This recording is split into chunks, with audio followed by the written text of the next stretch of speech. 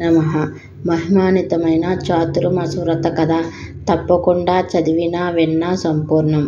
చాతుర్మాస వ్రత కథ మీకోసం. ఆషాఢ శుద్ధ ఏకాదశి నుంచి కార్తీక శుద్ధ ఏకాదశి వరకు జరుపుకునే చాతుర్మాస వ్రతం అంటారు. ఏ వ్రతమైనా సంపూర్ణం కావాలంటే ఆ వ్రత కథ తప్పకుండా చదువుకోవాలి. లేకుంటే ఆ వ్రతం అసంపూర్ణమవుతుంది. విష్ణు పురాణంలో వివరించిన చాతుర్మాస వ్రత కథ ఈ కథనంలో తెలుసుకుందాం. నాచి కథ. ఒకసారి కైలాసంలో శివపార్వతులు కులాసాగా సంభాషణ చేస్తున్న సమయంలో పరమశివుని చేతి మెత్తదనాన్ని చూసిన పార్వతి శివుని చేయి ఇంత మెత్తగా మృదువుగా ఉండడానికి కారణమేమని అడిగింది.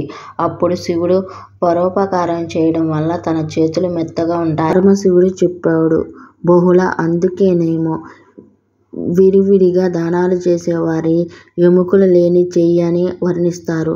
మారువేషంతో భూలోకానికి వచ్చిన పార్వతి.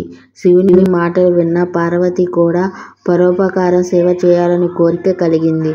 మారువేషంతో భూలోకానికి వచ్చింది. నారేల నాచి అనే పేరు గల గర్భిణి చేయూతనిచ్చి సేవ చేసి 11 రోజుల తర్వాత సకల ఐశ్వర్యం కలగజేసి గోపద్మ వ్రతాన్ని ఆచరించే విధానాన్ని తెలిపి అంతరార్థం అయిపోయింది. నారేల నాచికి పార్వతి పరీక్ష.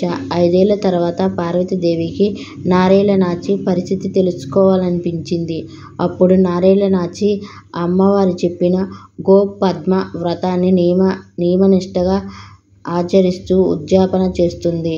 పార్వతి ఓ ముసలమ్మ రూపంలో వెళ్ళి మంచినీళ్ళు అడిగింది. నారేల నాచి కోపంతో ఆమెకు బయట తొట్టిలో నీళ్లిమ్మని తన పనివాళ్లతో చెప్పింది.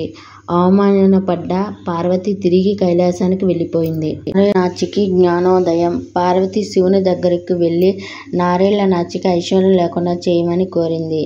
నారేల నాచి చాతుర్మాస గోపద్మ వ్రతాన్ని ఆచరించింది కాబట్టి అసాధ్యపడదని శివుడు, విష్ణువు కూడా తాను ఏమీ చేయలేనని చివరకు నారదుడు వెళ్ళి నారేల నాచికి తన తప్పు తెలియజేశాడు. తాను అవమానించింది సాక్షాత్ పార్వతీదేవినేనని క్షమాపణలు వేడుకోమని తెలిపాడు. తన అపరాధాన్ని గ్రహించిన ఆ భక్తురాలు వెంటనే పార్వతీ పరమేశ్వరులకు పాయసం, గణపతికి ఉండ్రాళ్ళు నైవేద్యం చేసి క్షమించమని కోరింది.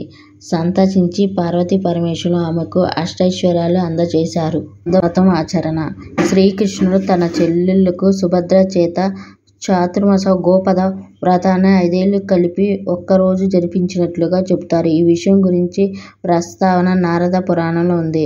నేడు యతులు, సాధువులు, పీఠాధిపతులు, మఠాధిపతులు మాత్రమే ఆచరిస్తున్న ఈ చాతుర్మాస వ్రతాన్ని మనం ఆచరించలేకపోయినా ఈ కథ చదివినా విన్నా వ్రతఫలం దక్కుతుంది అని విశ్వాసం. జై శ్రీమన్నారాయణ. ఓం నమో భగవతే వాసుదేవాయ నమః.